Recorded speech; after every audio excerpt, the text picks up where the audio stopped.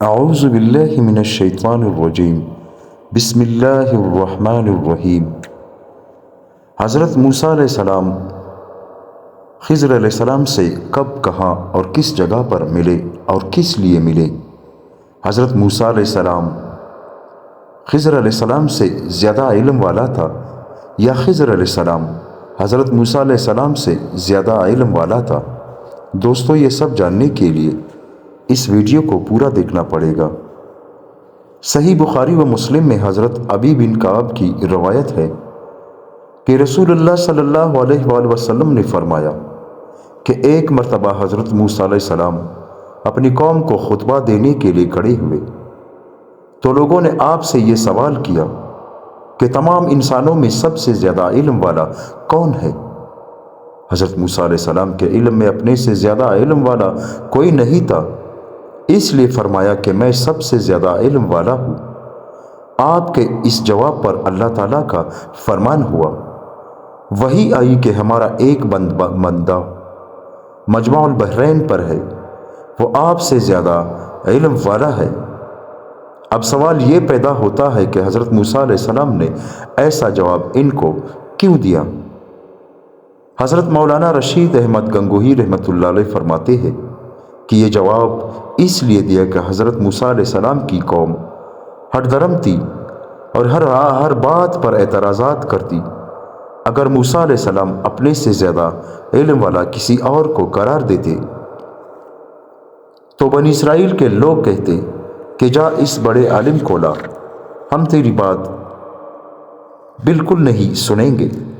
تو اس وجہ سے حضرت موسیٰ علیہ السلام نے فرمایا کہ مجھ سے بڑا عالم کوئی نہیں۔ بہرحال موسیٰ علیہ السلام نے اللہ سے عرض کی، الہی مجھے ان کا پتہ اور نشانی بتایا جائے کہ میں ان سے استفادہ کر لوں۔ اللہ تعالیٰ نے فرمایا کہ ایک بنی ہوئی مچھلی اپنی زنبیل میں رکھ لو اور مجمع البحرین کے طرف سفر کرو، جس جگہ پہنچ کر یہ مچھلی گم ہو جائے بس وہی جگہ ہمارے اس بندے کی ہے۔ حضرت موسیٰ علیہ السلام اپنے خادم یوشع بن نون کے ہمراہ سفر کی تیاری شروع کرنے لگے اور سفر پر روانہ ہوئے اور مچھلی زنبیل میں رکھ لی اور چل دیے۔ دوران سفر ایک پتھر کے پاس پہنچ کر اس پر سر رکھ کر لیٹ گئے کہ اچانک مچھلی حرکت میں آ گئی اور زنبیل سے نکل کر دریا میں چلی گئی، اور اللہ تعالیٰ نے وہاں پانی کا جریان روک دیا اور اس جگہ پانی کے اندر ایک سرنگ سی ہو گئی۔ حضرت یوشع بن نون بیدار ہوئے اور یہ واقعہ دیکھ رہے تھے۔ خیال تھا کہ حضرت موسیٰ علیہ السلام جب بیدار ہو تو بتاؤں گا، مگر بھول گئے اور اس جگہ سے بیدار ہو کر ایک دن اور ایک رات مزید سفر کیا۔ جب دوسرے دن کی صبح ہو گئی تو موسیٰ علیہ السلام نے اپنے رفیق سے کہا کہ اس سفر میں کافی تھک چکا ہوں، ناشتہ لاؤ۔ آن حضرت صلی اللہ علیہ وآلہ وسلم نے فرمایا کہ اس سے پہلے موسیٰ کو تھکاوٹ محسوس نہیں ہوئی، یہاں تک کہ جس جگہ پہنچنا تھا اس سے آگے نکل آئے۔ تو حضرت یوشع بن نون نے اس طرح جواب دیا،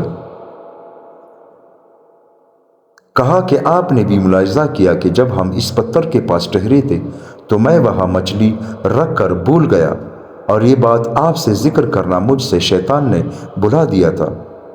اس مچھلی نے کچھ عجیب طور پر دریا میں اپنا راستہ بنا لیا۔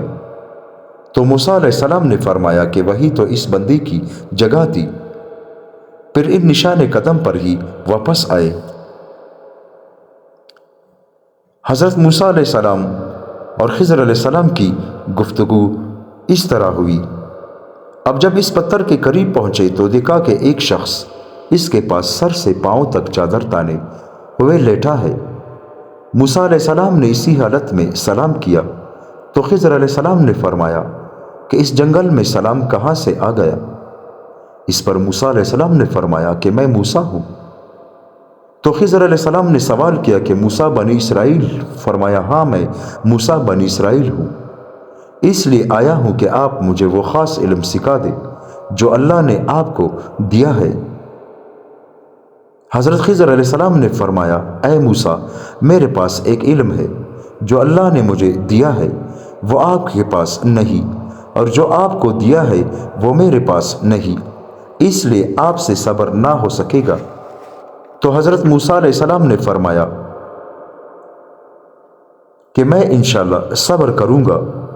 حضرت خضر علیہ السلام نے فرمایا کہ اگر آپ میرے ساتھ چلنے کو تیار ہے تو کسی معاملے کے متعلق مجھ سے مت پوچھنا جب تک میں آپ کو اس کی حقیقت نہ بتاؤں۔ یہ قول و اقرار لینے کے بعد حضرت موسیٰ علیہ السلام و خضر علیہ السلام سفر پر روانہ ہو گئے اور دریا کے کنارے کنارے چلنے لگے۔ اتفاقاً ایک کشتی آ گئی تو کشتی والوں سے کشتی پر سوار ہونے کی بات چیت شروع کی۔ ان لوگوں نے حضرت خضر علیہ السلام کو پہچان لیا اور ان کو بغیر اجرت کے سوار کر لیا۔ سوار ہوتے ہی خضر علیہ السلام نے ایک کلاڑی سے کشتی کا ایک تختہ نکال ڈالا۔ حضرت موسیٰ علیہ السلام نے سے نہ رہا گیا، کہنے لگے ان لوگوں نے بغیر اجرت کے ہمیں سوار کیا، آپ نے اس کا بدلہ یہ دیا کہ ان کی کشتی توڑ ڈالی کہ سب غرق ہو جائے، یہ تو بہت برا کام ہے۔ تو خضر علیہ السلام نے وعدہ یاد دلاتے ہوئے فرمایا کہ میں نے آپ سے پہلے ہی کہا تھا کہ مجھ سے کسی بھی قسم کا سوال نہیں کرنا ہے۔ تو حضرت موسیٰ علیہ السلام نے عذر کیا کہ میں اپنا وعدہ بھول گیا تھا، اس بھول پر آپ سخت گیری نہ فرمائے۔ رسول اللہ صلی اللہ علیہ وآلہ وسلم نے یہ واقعہ نقل کرنے کے بعد فرمایا کہ موسیٰ کا پہلا اعتراض خضر علیہ السلام پر بھول سے ہوا تھا، دوسرا بطور شرط کے اور تیسرا قصدن تھا۔ اسی اثناء میں ایک چڑیا آئی اور کشتی کے کنارے پر بیٹھ کر اس نے دریا میں سے ایک چونچ بھر پانی لیا۔ حضرت خضر علیہ السلام نے موسیٰ کو مخاطب کر کے فرمایا کہ ہم دونوں کا علم مل کر بھی اللہ کے علم کے مقابلے میں اتنی حیثیت بھی نہیں رکھتا جتنی اس چڑیا کی چونچ کو پانی کے اس سمندر کے ساتھ لیا ہے۔ پھر کشتی سے اتر کر دریا کے کنارے چلنے لگے۔ اچانک خضر علیہ السلام نے ایک لڑکے کو دیکھا کہ دوسرے لڑکوں میں کھیل رہا ہے۔ خضر علیہ السلام نے اپنے ہاتھ سے اس لڑکے کا سر تن سے جدا کر دیا۔ تو موسیٰ علیہ السلام نے فرمایا کہ آپ نے ایک معصوم جان کو بغیر کسی جرم کے قتل کر دیا، یہ تو آپ نے بڑی ہی گناہ کیا۔ خضر علیہ السلام نے پھر وعدہ یاد دلایا اور فرمایا کیا میں نے تجھے نہیں کہا تھا کہ میرے ساتھ رہ کر تجھ سے صبر نہ ہو سکے گا؟ حضرت موسیٰ علیہ السلام نے دیکھا کہ یہ معاملہ پہلے سے بھی زیادہ سخت ہے، اس لیے فرمایا اس کے بعد آپ سے کوئی بات پوچھی تو آپ مجھے اپنے ساتھ سے الگ کر دینا۔ اس کے بعد پھر سفر شروع کیا، یہاں تک کہ ان کا گزر ایک گاؤں پر ہوا۔ انہوں نے گاؤں والوں سے درخواست کی کہ ہمیں مہمان رکھ لے۔ گاؤں والوں نے انکار کر دیا۔ انہوں نے دیکھا کہ ایک دیوار گرنے والی ہے، تو حضرت خضر علیہ السلام نے اپنے ہاتھ سے اس دیوار کو سیدھا کھڑا کر دیا۔ حضرت موسیٰ علیہ السلام نے فرمایا کہ تعجب ہے کہ ہم نے ان لوگوں سے مہمانی چاہی، انہوں نے انکار کر دیا، اور آپ نے ان کا بہت بڑا کام بغیر کسی اجرت کے کر دیا۔ حضرت خضر علیہ السلام نے وعدے کے مطابق موسیٰ سے فرمایا کہ اس وقت بھی آپ اپنا وعدہ بھول گئے ہیں، تو میری بات سنو۔ کشتی جس سے میں نے ایک تختہ نکالا تھا یہ چند مسکینوں کی تھی۔ قابل احبار سے منقول ہے کہ یہ 10 بھائی تھے، جن میں 5 اپاہج معذور تھے اور 5 محنت مزدوری کر کے سب کے لیے معاش کا بندوبست کرتے تھے، اور ان کی مزدوری یہ تھی کہ دریا میں کشتی چلاتے اور اس کا کرایہ حاصل کرتے۔ علامہ بغوی و روایت ابن عباس نقل کیا ہے کہ یہ کشتی جس طرف جا رہی تھی وہاں ایک ظالم بادشاہ تھا جو ادھر سے گزرنے والوں کی کشتیاں زبردستی چھین لیتا تھا۔ ابن کثیر میں ہے کہ ابن جریج کہتے ہیں کہ اس بادشاہ کا نام ہدو بن بدو تھا۔ تورات میں ہے کہ یہ ایس بن اسحاق کی نسل سے تھا۔ تورات میں جن بادشاہوں کا صحیح ذکر ہے ان میں سے ایک یہ بھی ہے۔ حضرت خضر علیہ السلام نے اس مسلط سے کشتی کا ایک تختہ اکھاڑ دیا کہ وہ ظالم بادشاہ اس کشتی کو شکستہ دے کر چھوڑ دے اور یہ مساکین اس مصیبت سے بچ جائے۔ خضر علیہ السلام نے دریا میں کشتی توڑ دی۔ 100 مصلحتیں خضر کی کشتی کے توڑنے میں تھی۔ ابن کثیر میں ہے کہ اس کا نام میسور تھا۔ جس لڑکے کو خضر علیہ السلام نے قتل کیا، اس لڑکے کا نام حیسور تھا۔ حدیث میں ہے کہ اس کی جبلت میں ہی کفر تھا۔ حضرت خضر علیہ السلام فرماتے ہیں کہ بہت ممکن تھا کہ اس بچے کی محبت اس کے ماں باپ کو بھی کفر کی طرف مائل کر دے۔ حضرت قتادہ رضی اللہ تعالیٰ عنہ فرماتے ہیں کہ اس کی پیدائش سے اس کے والدین بہت خوش ہوئے تھے اور اس کی ہلاکت سے بہت غمگین ہوئے۔ معارف القرآن میں ہے کہ حضرت خضر علیہ السلام نے بیان فرمایا کہ ہمیں خطرہ تھا کہ یہ لڑکا بڑا ہو کر اپنے نیک اور صالح والدین کو ستائے گا اور کفر میں مبتلا ہو کر والدین کے لیے ایک فتنہ بنے گا۔ اس کی محبت میں والدین کا ایمان بھی خطرے میں پڑ جائے گا، اس لیے اس لڑکے کو قتل کر دیا۔ ابن کثیر میں ہے کہ حضرت خضر علیہ السلام فرماتے ہیں کہ ہم نے چاہا کہ خدا انہیں ایسا بچہ دے جو بہت پرہیزگار ہو اور جس پر والدین کو زیادہ پیار ہو، یا یہ کہ جو ماں باپ کے ساتھ نیک سلوک کرے۔ معارف القرآن میں ہے کہ ابن ابی شیبہ، ابن منظر و ابن ابی حاتم نے برویت عطیہ نقل کیا ہے کہ مقتول لڑکے کے والدین کو اللہ تعالیٰ نے اس کے بدلے میں ایک لڑکی عطا فرمائی جس کے بطن سے ایک نبی پیدا ہوا، اور ابن عباس کی ایک روایت میں ہے کہ اس کے بطن سے 2 نبی پیدا ہوئے، اور بعض روایات میں ہے کہ اس کے بطن سے پیدا ہونے والے نبی کے ذریعے اللہ نے ایک بڑی امت کو ہدایت فرمائی۔ جس دیوار کو خضر علیہ السلام نے بنایا اپنے ہاتھوں سے، اس دیوار کے نیچے یتیم بچوں کے لیے ان کے والد کا دفن کیا ہوا خزانہ تھا۔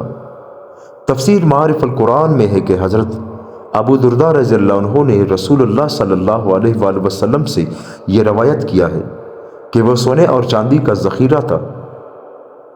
ابن عباس رضی اللہ عنہ فرماتے ہیں کہ وہ سونے کی ایک تختی تھی جس پر نصیحت کے مندرجہ ذیل کلمات لکھے ہوئے تھے۔ خلیفہ سوئم حضرت عثمان بن عفان نے بھی یہ روایت حضور صلی اللہ علیہ وآلہ وسلم سے نقل فرمائی ہے۔ بسم اللہ الرحمن الرحیم۔ تعجب ہے اس شخص پر جو تقدیر پر ایمان رکھتا ہے پھر غمگین کیوں ہوتا ہے۔ تعجب ہے اس شخص پر جو ایمان رکھتا ہے کہ رزق کا ذمہ اللہ تعالیٰ نے لیا ہے پھر ضرورت سے زیادہ مشقت اٹھاتا ہے اور فضول قسم کی کوششوں میں لگتا ہے۔ تعجب ہے اس شخص پر جو موت پر ایمان رکھتا ہے پھر خوش و خرم کیسے رہتا ہے۔ تعجب ہے اس شخص پر جو حساب آخرت پر ایمان رکھتا ہے پھر غفلت کیسے برتتا ہے۔ تعجب ہے اس شخص پر جو دنیا کو اور اس کے انقلابات کو جانتا ہے پھر کیسے اس پر مطمئن ہو کر بیٹھتا ہے۔ لا الہ الا اللہ محمد الرسول اللہ۔ اس میں ایک اشارہ یہ بھی ہے کہ یتیم بچوں کے لیے مدفون خزانے کی حفاظت کا سامان بذریعہ خضر علیہ السلام اس لیے گرا گیا تھا کہ ان یتیم بچوں کا والد کوئی مرد صالح اللہ کے نزدیک مقبول تھا، اس لیے اللہ نے اس کی یہ مراد پوری کرنے کی اور اس کی اولاد کو فائدہ پہنچانے کا یہ انتظام فرمایا۔ محمد بن منقدر رحمۃ اللہ علیہ فرماتے ہیں کہ اللہ تعالیٰ ایک نیک بندے کی نیکی اور صلاحیت کی وجہ سے اس کی اولاد اور اولاد کی اولاد اور اس کے خاندان کی اور اس کے آس پاس کے مکانات کی حفاظت فرماتے ہیں۔ دوستو، خضر علیہ السلام کا یہ علم جو کہ حضرت موسیٰ علیہ السلام کے پاس نہیں تھا، اللہ تعالیٰ سے موسیٰ علیہ السلام نے دعا کی کہ مجھے اس کے علم سے استفادہ فرما، تو خضر علیہ السلام اللہ تعالیٰ کے حکم سے حضرت موسیٰ علیہ السلام سے ملے، جن کے درمیان میں یہ 3 باتیں ہوئی جو ابھی میں نے آپ کے سامنے ذکر کی۔ اللہ تعالی ہم سب کو ان باتوں پر عمل کرنے کی توفیق عطا فرمائے، آمین ثم آمین۔